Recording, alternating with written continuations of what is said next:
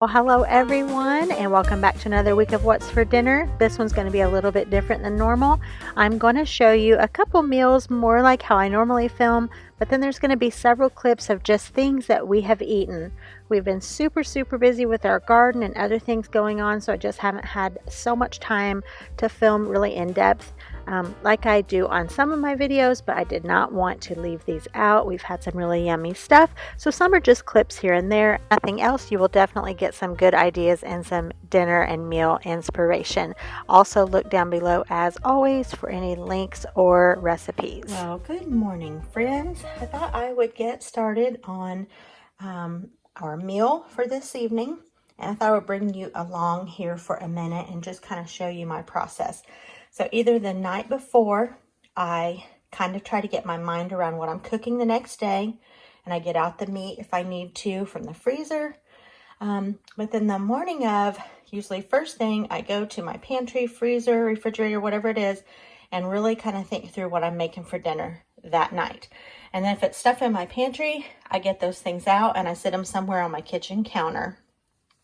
And I just kind of have those out as my way of kind of starting my day, looking towards when dinner time rolls around. So I'll have my ducks in a row.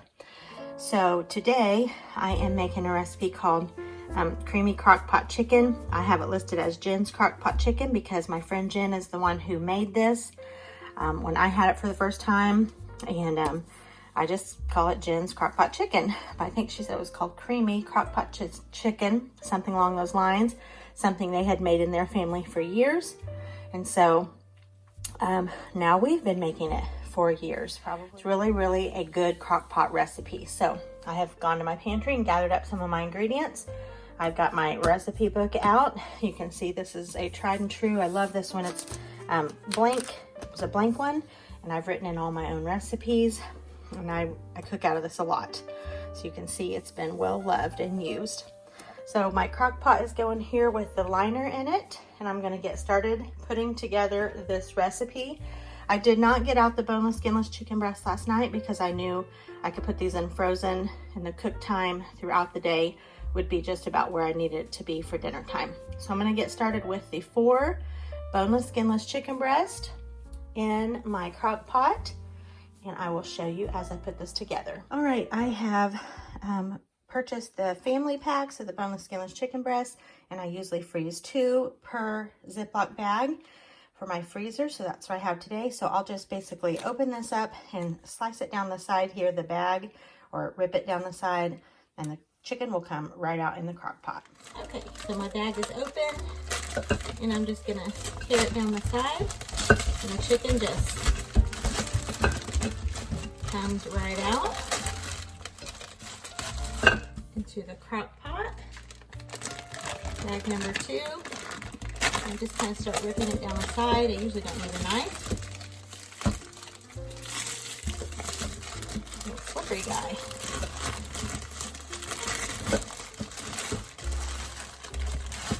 And now the second one is in there. And I've got my 4 boneless, skinless chicken breast in there. I'm going to build from there. So from the things I picked out from my pantry, and then my little grape tomatoes, I just had sitting on my counter. My grandson Fisher loves grape tomatoes, so I'm going to make sure and have these washed and out for tonight. I just have a few left in the package. Then my 2 cans of cream of chicken goes with my creamy crock pot chicken. The stuffing is going to go with the squash casserole that I'm making. The green beans are going to be a side. So we'll be having creamy crock pot chicken, squash casserole, and green beans. And probably some fruit. So yeah, that's kind of the things that I've collected up. It's not completely everything that I need, but those are the things when I looked in there, I just grabbed them off and set them out. So I'm going to get started now on adding the rest of the creamy portion of this recipe.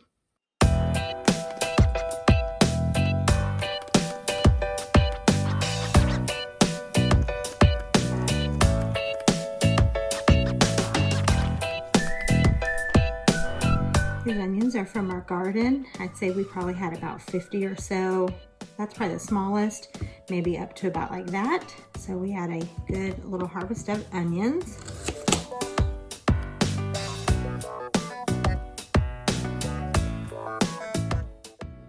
Okay, carrots and onions are getting ready to go into the crock pot.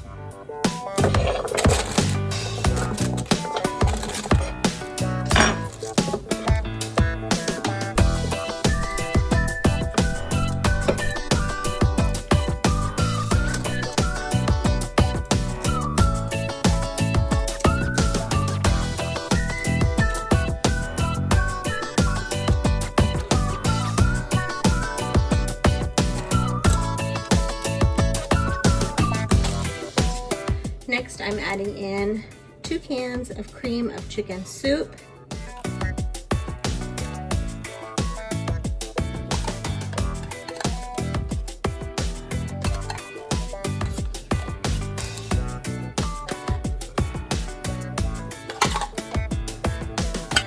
Next, the recipe calls for 1/2 cup of sour cream. And I may put, well, that's probably about 1/2 cup.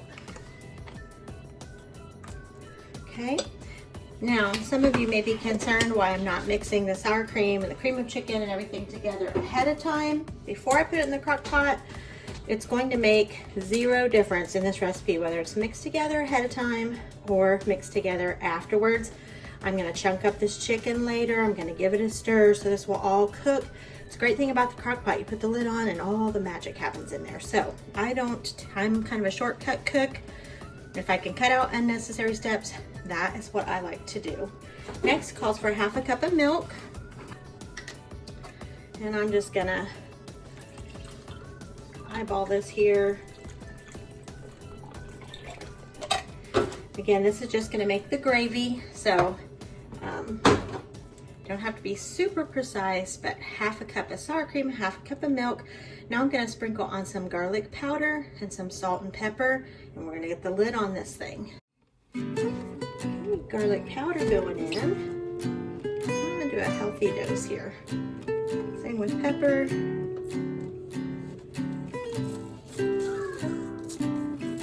I'm gonna take my spoon and kind of smush this together here on the top. Rub it all around. Perfect, perfect. This dish is really delicious. It's very comforting. All right, I'm gonna get the lid on and let this start doing its crock pot magic. All right, I'm gonna lift the lid here. And there are my chicken breasts. And I'm gonna just kind of stir around and maybe break those pieces up a little bit. Probably thicken this up with a little bit of cornstarch and water mixed together. But you can just see how tender the chicken is. There we go. So you just want to be careful not to puncture your cooking bag. Now, there we go. You can see how tender it is now. And I usually break them apart into a little bit smaller pieces. That way you don't get such a ginormous piece when you're dipping in. So I'm going to continue breaking these up, and then I'm going to make a little cornstarch and water and thicken up the gravy. All right, I've made this squash casserole several times. I can link some videos below if you want to go and watch them. I'm not showing an in-detailed look at it today. I just want to show you today I'm using some zucchini in here as well, and so it easily works for just zucchini, just squash, or a combo of the two, even though it just calls for yellow squash. They work great together. And so this recipe takes the veggies, it takes sour cream, cream of chicken soup, and then you top it with a stuffing mix. It is delicious. So I will link some videos below where I show more a detailed look of making this recipe. It's one of our very favorites. This night was family night, so I usually try to put out a little charcuterie board or some appetizers of some sort for everyone to munch on until everybody arrives. So here's our meal. I had some green beans, tomatoes and cucumbers. Here's the beautiful squash casserole, all golden brown. And here's that delicious creamy crock pot chicken steaming up the camera. It was really good. And then I just had 2 Marie Callender pies, a cherry crumb, and I think it was an apple. And so, no, it was a peach. And then here's my plate. It was just a really delicious comfort meal, one that we really enjoy.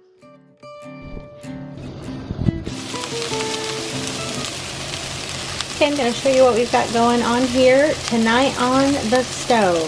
It's kind of a loud kitchen because I got a lot of things going on. We have this cabbage frying up here. This is from our garden. I don't think I've showed you our cabbages that we have harvested yet, so I'm going to put a clip in here for you to look at how beautiful these cabbages were that we got from our garden. Well, here is our 4th of July cabbage harvest. Aren't these beautiful? You can see by my hand here how absolutely huge these things are. They're just very, very big, beautiful cabbages. And there is not much more rewarding than gardening for various reasons, but when you're gardening for vegetables and you are able to pick something off that you grew yourself, it's just so rewarding. And I was thinking about, as I was cleaning these, I was peeling back the outer leaves to get those off and thrown away, and there was just, it was full of just droplets of water and moisture. And it's just amazing how things grow, and God designed things so good, and we get to experience that in all sorts of ways through life. But through gardening, it's just awesome to see how things grow and now will feed us. And so I've got these beautiful 4 cabbages that are ready. There's maybe 10 or so left, but these will go out in our barn refrigerator and we will have some good eating on this cabbage, and I'm sure we'll share cabbage. So I just wanted to show you these today. Little things that make us really happy and bring us joy. Okay, weren't those awesome looking? So this is finishing off one. We have eaten off of this one twice, and this has finished it up right here. I have a little bit of bacon grease and a little bit of cooking spray in a hot skillet. My cabbage has been slivered up in the size that we like it. I'm just sauteing that. I've got some black pepper. We like quite a bit of black pepper, a little bit of salt, and a little bit of white sugar. And I will just continue frying this until it's all tender. It's going to be delicious. Back here, our corn did not do very well this year. It actually hasn't probably any year that we've lived here. So I picked these up from the apple orchard that's near our house. And she said it was their premium sweet corn. So hopefully that's going to be sweet. And then our green beans are not on yet. Still going to be a little while before we get any. Our first planting, we lost to the frost that we had kind of late in the spring. So we planted again. They're just not ready. So these are from our son Gunner and Abigail. This is from their garden. I like my fresh garden green beans cooked and cooked and cooked. That's how we like them. So these have been cooking all day. I put about a tablespoon of bacon grease in there. I put from my big bag of bacon pieces from Costco, I put about 3 or so tablespoons. I put some garlic powder, some pepper, a little bit of salt, and a little bit of dry chicken base to flavor these. And I'm telling you, they taste amazing. We will eat on these for several days. I love that about fresh garden green beans, and they just taste better and better. Let me show you what I have going on here in the oven. Got some cornbread going on here. It's looking delicious.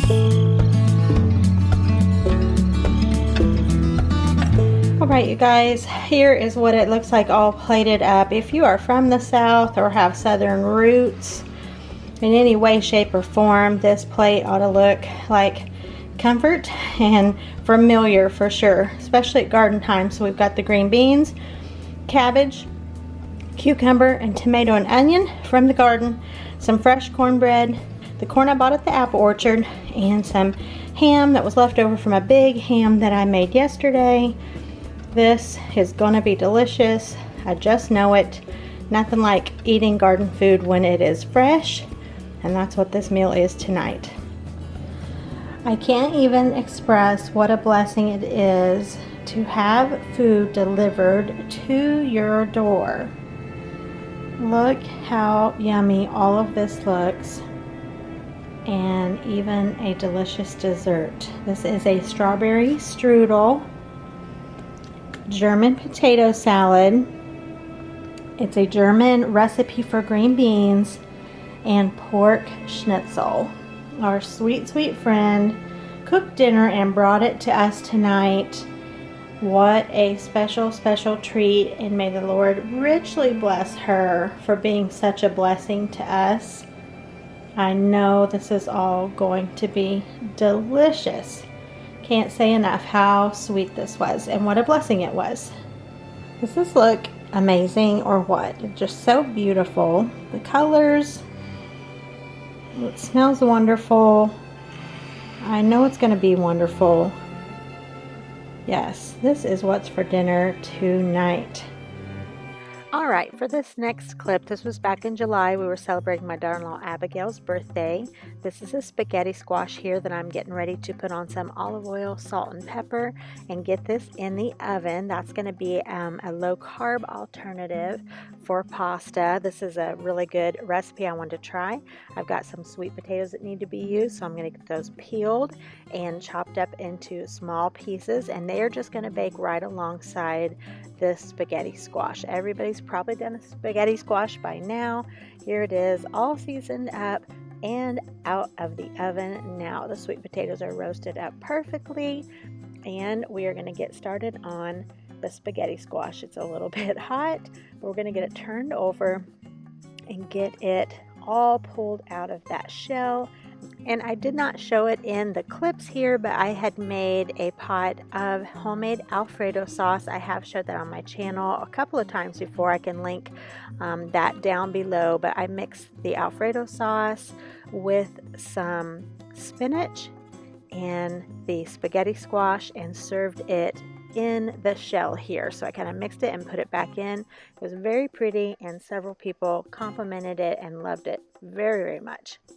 Now here I am showing you clips from the dessert I made. This is my homemade meringue. Like I said, my daughter-in-law loves lemon, so I made a homemade lemon meringue pie. I can link the recipe for that down below. But this meringue turned out absolutely perfectly on this day, and I'm pretty new to making meringue. I've only made it 3 or 4 times ever, but today it turned out perfectly. I have showed this recipe on my channel as well. I will link to that below. Here it is out of the oven and looking gorgeous. Oh my goodness, that's so satisfying when it turns out right. All right, one of the other recipes I am making is for a lemon ricotta spaghetti. So I am using here these ingredients: Parmesan, lemon zest. I have just a few spinach leaves. I'm also going to use kale, some garlic powder, of course my ricotta cheese. I'm not sure why the coconut oil is out, but I'm going to make that sauce and I'm going to serve it over the pasta. I am also, there's the pasta there. I am also going to cook up these 2 packages of tortellini, and those are going to go with the homemade Alfredo sauce. So be sure to check down below for the recipe. I did double the recipe for the sauce. I did not use arugula because I didn't have it, so I used a combo of spinach and kale. Other than that, I pretty much followed the recipe. This was really, really good. And then here's a look at our dinner all pulled together. I had some shake and bake that a friend gave me. I used that for some chicken. And then here is my pasta. So good. Here are my spaghetti squash, all looking lovely. I got my little roasted sweet potatoes, and we just had a salad on the side, and of course the lemon meringue pie. And this dinner was delicious. Look for the recipes below. Dinner on this night was just a summertime quick meal. So we had hot dogs on the grill. James grilled those up. I had some canned chili sauce, a little onion, mustard, and horseradish cream on mine, and then I fried up some fresh squash from our garden, and that was a quick and easy meal for that night. All right, here is another meal that we had. I was just hungry for chicken gnocchi soup. James loves it as well, and we just decided that's what we're going to have. We don't normally eat a lot of soup when it's warm outside, or certainly when it's hot outside, but we just wanted this. Another good thing We have so much kale coming out of our garden, at least we did during that time. So I have quite a bit in the freezer that we processed from our garden. This was just fresh kale straight from the garden that we were able to use in this soup. I did not film making this. I've showed this on my channel several times. I will link to it below. If you've not yet had chicken gnocchi soup, I highly recommend it. It is just delicious. All right, that is what is left of a ham bone. I had baked the ham, and then after we had eaten just ham, sliced ham for dinner, I decided to go ahead and cook the ham bone with all the remainder pieces of ham on there. It just falls off the bone. The ham bone seasons pinto beans better than anything else, in my opinion. I am a ham and beans kind of girl. So look how wonderful these look. I had cooked these up, and we actually had some ribs and macaroni and cheese left from a meal the day before, so I just thought, well, I'm going to make some ham and beans and some cornbread and just serve it along with those leftovers. I've got some chow chow, some diced onions, and some cucumbers, and that was some southern fine food, if you ask me. Alright guys, of course I didn't film this because you all know how to make breakfast, but these are the little mini hash browns that I got at Aldi. I showed them in my grocery haul a few weeks ago. They're just so cute. Cheesy scrambled eggs, bacon and toast. Sometimes you just need breakfast for dinner. That's what's going down tonight. Okay, the lighting is kind of dim because I've already sat down and I don't have a bright light on, so I'm not going to go in the kitchen to film this, but just wanted to show you, this is the DiGiorno croissant crust. You can see here kind of layers, that's what it says, flaky layers. So this was a night we just needed something super quick, and I had bought one of these because I thought it kind of sounded interesting.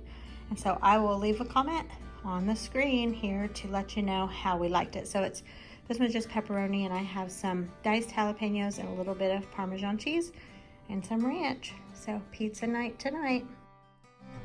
All right, leave it in the comments below if you've ever had a tomato sandwich. I got on such a tomato sandwich kick, and I think what made it so great was the bread, and I'll tell you about that in just a second. But I had tomato sandwiches for lunch a couple of times, and then I decided to do the tomato sandwiches, but of course bacon. So bacon and tomato sandwiches. That's what we had for dinner one night, and I just served it with some hash browns. But look, this is why it's been so good. This delicious sweet Hawaiian bread, this is from Kroger, and the Duke's mayonnaise, salt and pepper. Oh my word, that really hit the spot for several lunches and of course this dinner.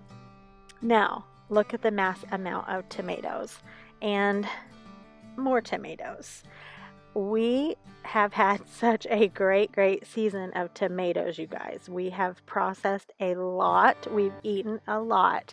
But for several days there, we were on quite a kick, or at least I was, of tomato sandwiches. And then here's just some more of those little mini hash browns. I'm telling you, the air fryer and hash browns, they are perfect companions.